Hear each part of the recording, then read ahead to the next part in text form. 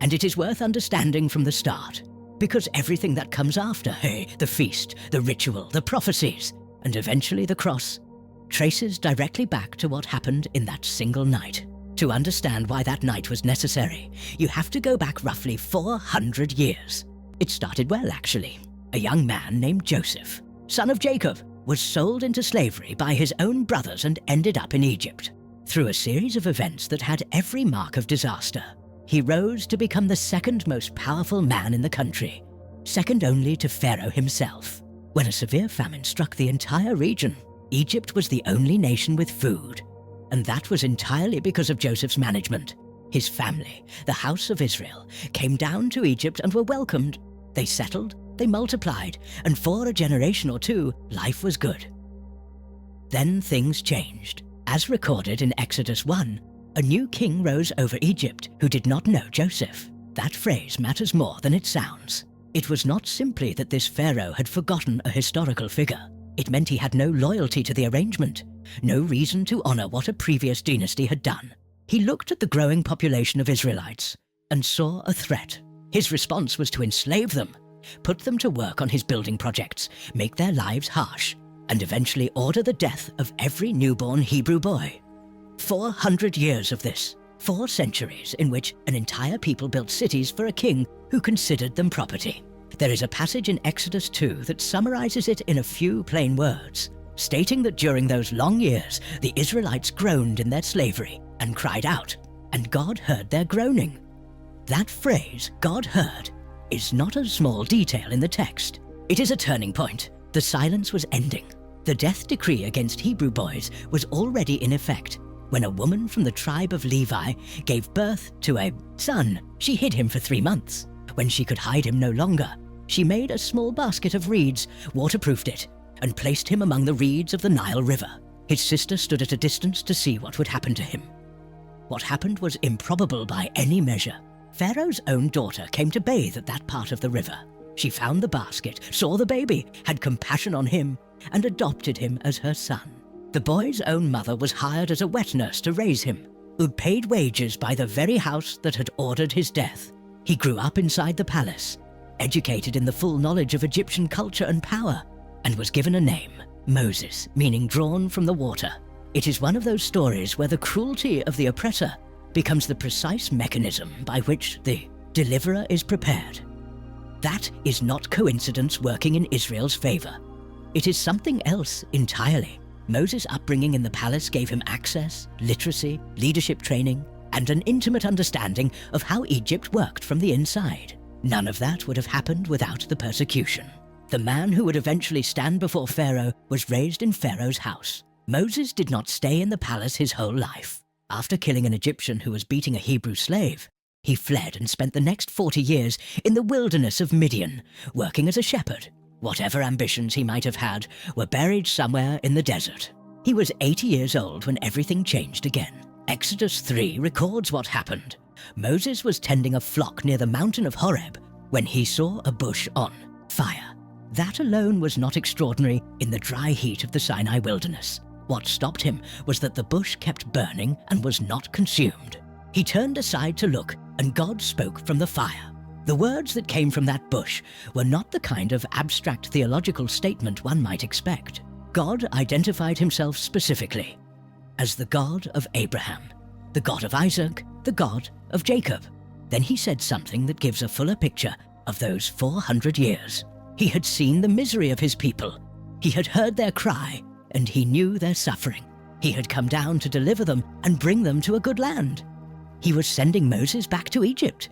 Moses, by this point, was a man with no political standing, no army, and apparently no great confidence in his own voice.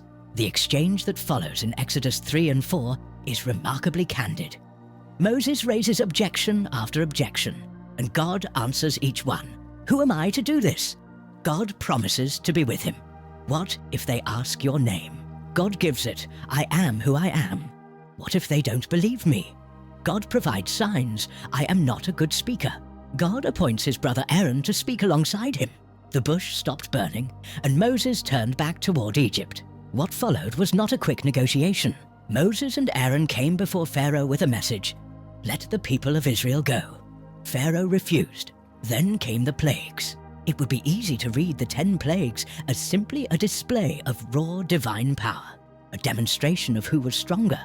But there was a deeper logic at work. Egypt was a civilization with an elaborate pantheon of gods, and several of those gods were directly tied to the natural forces that the plagues targeted. The Nile turning to blood was not just an environmental disaster. The Nile was considered sacred, tied to the god Hapi. Frogs were associated with the goddess Heket. The sun being darkened for 3 days was a direct humiliation of Ra, the sun god, who stood at the center of Egyptian religious life. Pharaoh himself was considered a god, a son of Ra. The plagues, one by one, were dismantling the theological foundations of an empire. Throughout all of it, the region of Goshen, where the Israelites lived, was consistently spared. The flies did not go there. The livestock plague did not reach their animals. The thick darkness that settled over Egypt for 3 days left Goshen untouched. This distinction was not accidental. It was part of the message, showing that the God of Israel was not simply the strongest power in a room full of powers, but was acting with intent and precision, protecting his people in the middle of the storm. Pharaoh's resistance broke and reformed several times. He would agree to release the Israelites, then pull back once a plague lifted. The cycle continued until the 10th plague was announced. And at that point, nothing would be the same. The final plague was different in nature from everything that had come before. The others had targeted Egypt's land, its water, its livestock, its economy. This one would reach inside every household in the country and take the firstborn son, from the firstborn of Pharaoh sitting on his throne down to the firstborn of every servant, and even the firstborn of the livestock. Before that night arrived, God gave specific instructions to Moses and Aaron. These instructions were not vague. They were detailed, precise, and had to be followed exactly. A lamb was to be selected. Blood was to be applied to the doorposts. The meal was to be eaten in a particular way. This was not merely a survival protocol. It was the institution of a feast that would be kept for generations. The night came.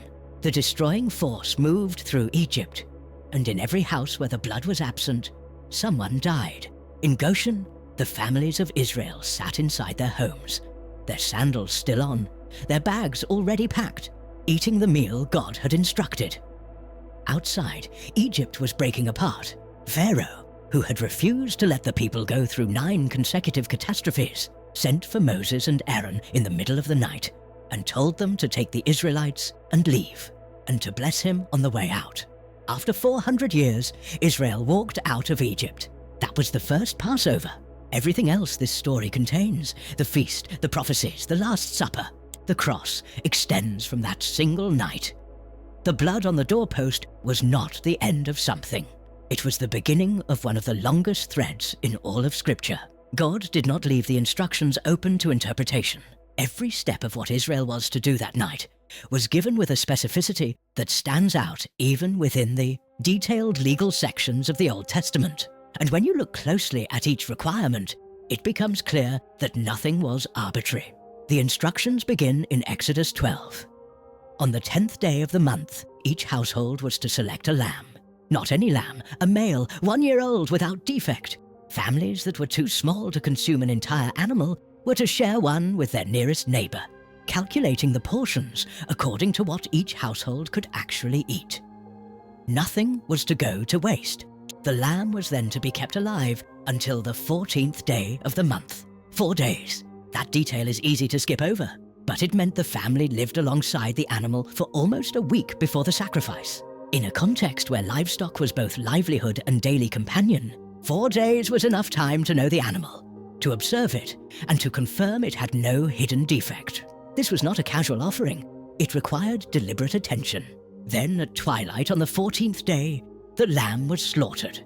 The Hebrew phrase used for that time, Bein ha'arbeim, literally means between the 2 evenings, a period that ancient Jewish tradition placed between the sun's decline and full darkness. It was not an approximate window. It was a specific hour at the end of the day, when the last light of the afternoon was giving way to night. As we will see later in this story, that detail becomes significant far beyond Egypt. Once the lamb was killed, The blood was to be collected and applied to the 2 doorposts and the upper frame, the lintel, of the house where the meal would be eaten. The instrument for this was a bundle of hyssop, a plant that grew commonly in that region and was used in various purification rites throughout the Old Testament. The act of applying blood to a doorframe was not foreign to ancient Near Eastern culture. Some scholars have noted that certain dedication rituals in that world involved marking thresholds with blood as a way of consecrating a space or identifying it as belonging to a particular household or deity. Whether the Israelites recognized that resonance or not, the gesture carried a clear meaning in the context God gave it. The blood was a sign.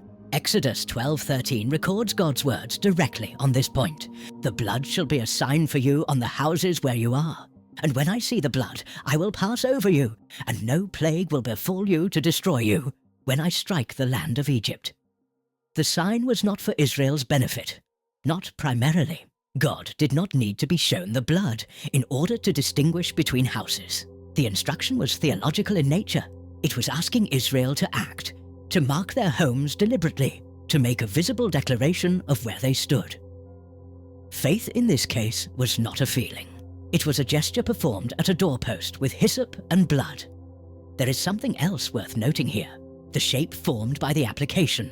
Blood on the left post, the right post, and across the top, framed the entrance of the home completely. Anyone leaving or entering would pass under and between the blood. The household existed that night, within the boundaries of that mark. The lamb itself was to be roasted over fire, not boiled, not eaten raw. Specifically roasted. Every part of it was to be eaten. The head, the legs, the inner parts. What remained by morning was to be burned completely. The animal was consumed entirely or destroyed. None of it was left to the ordinary business of the following day.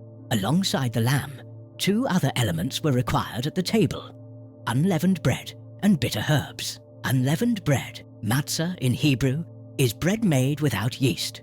In the normal rhythm of baking, yeast needs time to work. You mix it into the dough, and you wait. The absence of leaven that night was a direct reflection of the absence of time. There was no waiting. Israel was leaving, and the bread had to be made quickly. But the instruction to eat unleavened bread was not just a practical accommodation to the rush of the evening. It would become a week-long observance extending well beyond that night, and the New Testament would later use leaven as a symbol of corruption, something small that spreads through a whole batch if left unchecked. The unleavened bread carried weight in both directions. The bitter herbs are perhaps the most emotionally direct element of the meal. In Hebrew, merah, bitterness. These were plants with a sharp, bitter taste, and they were eaten as a reminder of the bitterness of slavery. Not as punishment, not as penance, but as memory. The meal was designed so that the body would physically experience something of what those 400 years had felt like. You could not eat that night without tasting bitterness on your tongue. Together, these 3 elements, lamb, unleavened bread, bitter herbs, formed a meal that was simultaneously a sacrifice, a farewell dinner, and a liturgy. Each component told part of the story. The manner in which the meal was eaten was as deliberate as the food itself. God's instructions in Exodus 12 were explicit. The people were to eat with their cloaks tucked into their belts, sandals on their feet, and staff in hand. They were to eat it quickly. This is a remarkable detail. The meal that would become one of the most ceremonially observed feasts in Jewish history was originally eaten, standing up, dressed for travel, with no indication of how long they would have before they needed to move. Think about what that required. Israel had been in Egypt for 400 years. Most of the people alive that night had been born there. Egypt was not a foreign land they were visiting. It was home in every practical sense. Their houses were there, their tools, their animals, their graves. To eat that meal with sandals on and a staff in hand was to declare, before anything had actually happened, that they were leaving. That posture was not a reaction to events.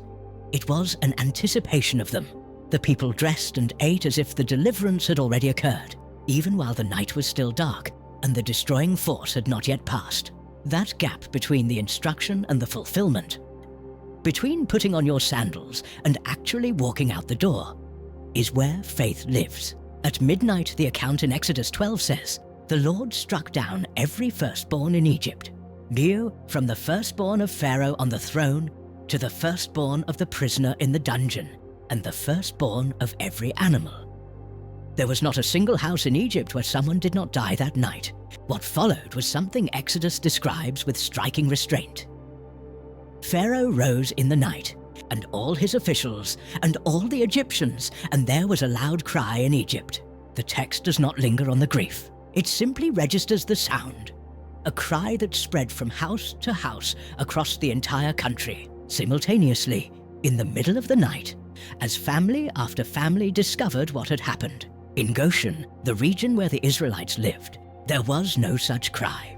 The contrast between those two realities existing at the same time, in the same country, only a few miles apart, is one of the most quietly dramatic elements of the whole narrative. Egypt was breaking in the dark. Goshen was still.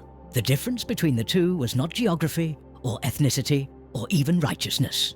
It was the blood on the doorposts. One question the text raises but does not fully answer is what became of the firstborn children of the slaves.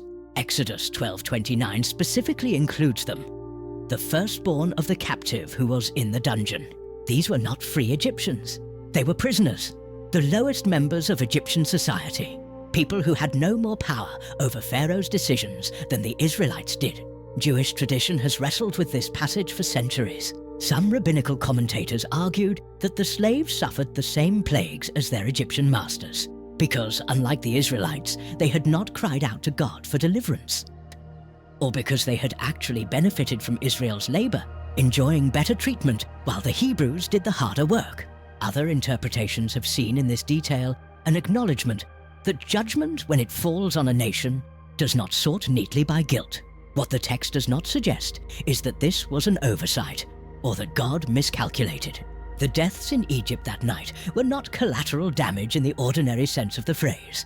The entire sequence of 10 plagues had been building toward a reckoning with a system, the Egyptian Empire, that had enslaved and killed children for 400 years. The death of firstborn sons in Egypt was, among other things, a direct mirror of Pharaoh's own decree at the beginning of Exodus. Kill every Hebrew boy born to them. The night did not end quietly. But for Israel, it ended with something that had seemed impossible for 400 years, an open road and a Pharaoh telling them to leave. Before Israel left Egypt, before the cry spread through the night, before a single sandal touched the road out of the country, God did something that might seem like an administrative detail, but was in fact a profound declaration. He reset the calendar. Exodus 12:2 records the instruction clearly. This month shall be for you the beginning of months. It shall be the first month of the year. The month in question was what would later be known as Nisan, falling roughly in March or April by the modern calendar. Prior to this moment, Israel likely followed a calendar that began in autumn, in the month of Tishri, a reckoning that in many ways still governs the Jewish civil year today. The change was not bureaucratic. When God said this month shall be your first month, He was saying something about how Israel was now to measure time itself. The year would no longer begin in the season of harvest, the natural rhythm of the agricultural world. It would begin here, in the memory of a night when slaves became a free people. History for Israel was to be dated from liberation. This is one of the quieter but more theologically charged moments in the entire Passover account. God was not simply establishing a feast. He was reorienting an entire people's relationship with time. Every year, when the month of Nisan arrived, it would carry within it the reminder that time itself, for this nation, began with an act of God's deliverance. The instructions God gave in Exodus 12 and 13 are among the most detailed ritual prescriptions found anywhere in the Torah, and they were given before Israel had even left the country. This is worth pausing on. The feast was not instituted after the fact, as a commemoration of something that had already happened. The instructions came first. Israel was told how to remember an event that, as they received the instructions, had not yet occurred. That sequence changes how the ritual reads. It was not nostalgia. It was not a group of people gathering years later to preserve the memory of something they had experienced. The feast was woven into the event itself. Part of the same act, the same night, the same obedience. The core of the observance was simple enough that a family could keep it. A lamb, unleavened bread, bitter herbs, specific timing. But the instructions extended well beyond the meal itself. Exodus 13 adds further layers. The consecration of every firstborn male, human and animal, to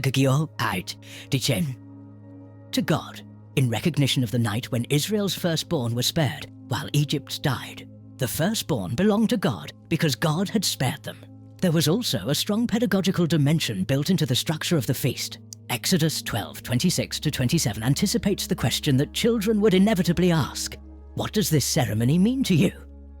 The answer was not an explanation of ancient events. It was a declaration. It is the Passover sacrifice to the Lord, who passed over the houses of the Israelites in Egypt when he struck the Egyptians and spared our homes. The feast was designed to generate questions from the youngest members of the household and to create the occasion for the story to be told again, out loud, at a table. The instruction to tell the story was not optional. It was built into the architecture of the meal. Passover was not a single-night event. It opened a week-long observance called the Feast of Unleavened Bread, during which no leaven was to be found in any Israelite home. This was not simply a dietary restriction. The removal of leaven from the household was thorough and deliberate. Families searched their homes and cleared out every trace of it. The house was to be clean of it entirely. The 7 days carried a meaning that the single night of Passover could not fully express on its own. One night communicates urgency, crisis, a decisive moment. 7 days communicates something else, a sustained way of living, a prolonged state of being. For a full week, every meal was eaten without leaven. The physical experience of eating differently, day after day, was itself a form of remembrance. On the day after the Sabbath within this week, the first day of the week, by that reckoning, came another observance that would prove to carry extraordinary weight in the New Testament, the Feast of First Fruits, known in Hebrew as Bikurim. On that day, the first sheaf of the barley harvest was brought to the priest and waved before the Lord. It was an acknowledgement that the harvest belonged to God, and that this offering was the beginning, the first fruits, of what was to come. The timing of this feast, embedded within the Passover week, would later become the precise moment chosen for an event that the New Testament identifies as the fulfillment of everything the feast had pointed toward. But that is a later part of this story. What matters here is the shape of the week as a whole. It began with the Passover sacrifice, moved through 7 days of unleavened bread, and closed with the offering of the first fruits, death, purification, and new beginning, all compressed into one liturgical sequence, observed every year by every generation. One of the less discussed aspects of the original Passover instructions is who was permitted to take part in it. The initial night in Egypt was observed by the households of Israel, but as the feast was formalized as an annual observance, the question of participation became more complex. Numbers 9 addresses a case that had apparently already arisen in the wilderness, a group of men who were ritually unclean due to contact with a dead body, and therefore could not observe the Passover at the appointed time. They came to Moses and Aaron with the question directly: why should we be kept from presenting the Lord's offering at the appointed time among the Israelites? The response was a provision for a second Passover, 1 month later, for those who had been unable to observe the first. The feast was important enough that a second date was created rather than allowing any Israelite to simply miss it. But what about non-Israelites? Exodus 12 had already addressed this. A foreigner living among them could participate, but only under one condition. Every male in his household had to be circumcised. Circumcision, in the context of the Abrahamic covenant, was the mark of belonging, the sign that someone had entered into the covenant community. Without it, participation in the Passover was not permitted. With it, the foreigner was to be treated exactly as a native-born Israelite. As Exodus 12:49 put it, the same law applies to the native-born and to the foreigner residing among you. The door was not closed to outsiders, but entering through it required a genuine identification with the covenant community, not merely a desire to observe an interesting ritual. Passover was not a cultural event that anyone could attend. It was a covenant meal, and the covenant had to be entered first. Perhaps the most striking feature of how God designed this feast is found in a phrase in Exodus 13:8. Speaking of what parents were to tell their children during the week of unleavened bread, the text says, "You shall tell your son on that day, it is because of what the Lord did for me when I came out of Egypt." For me, not for them, not for our ancestors, for me. The Passover Haggadah, the text used in the traditional Jewish Passover Seder, makes this explicit. It states that every person in every generation is obligated to see themselves as if they personally had come out of Egypt. The feast was not designed to honor the memory of people who were no longer alive. It was designed to collapse the distance between the original event and whoever was sitting at the table in the present moment. This is a fundamentally different relationship with history than the one most cultures maintain. We tend to commemorate the past by marking our distance from it. We remember what happened to those people back then so that we do not forget where we came from. The Passover operates on a different logic entirely. The past is not something to be observed from a distance. It is something to be entered, re-experienced at the level of the body, through the taste of bitter herbs, through the texture of unleavened bread, through the retelling of the story out loud at a table surrounded by the people you love. That design has kept the feast alive for more than 3,000 years, not because it is a moving tradition, or because the story is compelling, though it is both of those things, big, but because it asks each person who sits down at the table to answer a question that has no historical safe distance. What would I have done, and who would I have been? On the night the blood was placed on the doorposts, 40 years passed between the first Passover in Egypt and the next significant one recorded in Scripture. 40 years of wilderness, of a generation dying out, of a people carrying the memory of Egypt, while learning what it meant to live under the direct governance of God. When Israel finally crossed the Jordan River and entered Canaan, the first thing they did on the other side was not build a fortification or scout the territory. They camped at a place called Gilgal, and they kept the Passover. Joshua 5 records this moment, on the 14th day of the first month, the exact date prescribed in Exodus. Israel observed the feast on the plains of Jericho. The following day, they ate from the produce of the land for the first time, unleavened bread and roasted grain. And the day after that, the manna stopped. For 40 years, manna had appeared on the ground each morning.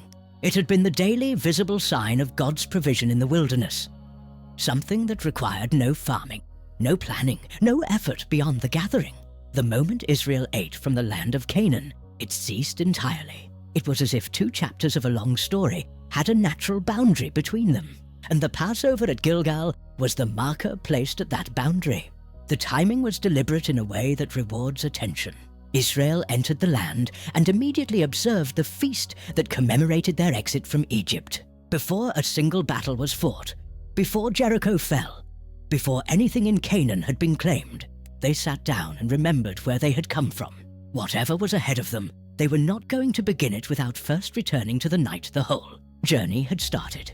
Several centuries later, Israel had divided into two kingdoms, accumulated a long record of unfaithfulness, and lost touch with most of what the law required. The northern kingdom was already gone, carried off by Assyria in 722 BC. The southern kingdom of Judah was in a precarious state, spiritually and politically, when a king named Hezekiah came to the throne. Hezekiah moved quickly. In the first year of his reign, he reopened and repaired the temple in Jerusalem, which had been closed and neglected under his father Ahaz. He restored the priesthood to its proper function, cleared the temple of the objects that had been brought in for the worship of foreign gods, and then turned his attention to the Passover.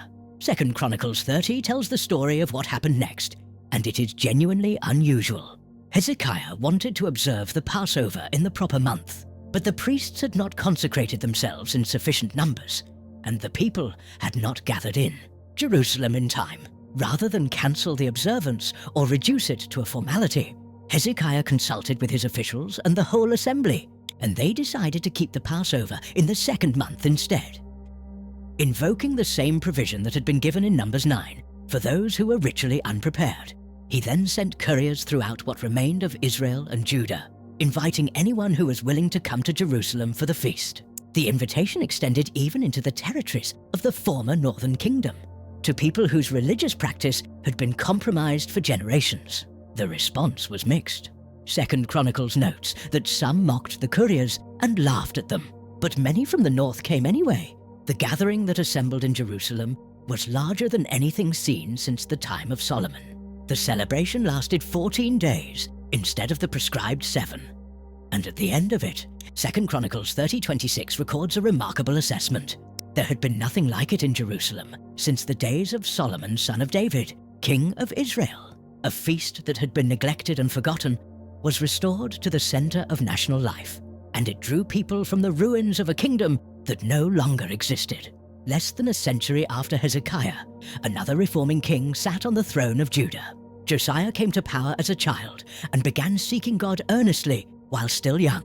In his 18th year, during a renovation of the temple, a priest named Hilkiah found something that had apparently been lost or forgotten: the book of the law. When the scroll was read to Josiah, he tore his clothes. The text of the law made clear how far Judah had drifted from what God had required, and Josiah understood immediately what that meant. He launched one of the most comprehensive religious reforms in the entire history of the monarchy, tearing down altars to foreign gods, destroying high places, burning the objects of Asherah worship, and removing from the temple everything that had been brought in for the worship of other deities. Then he kept the Passover,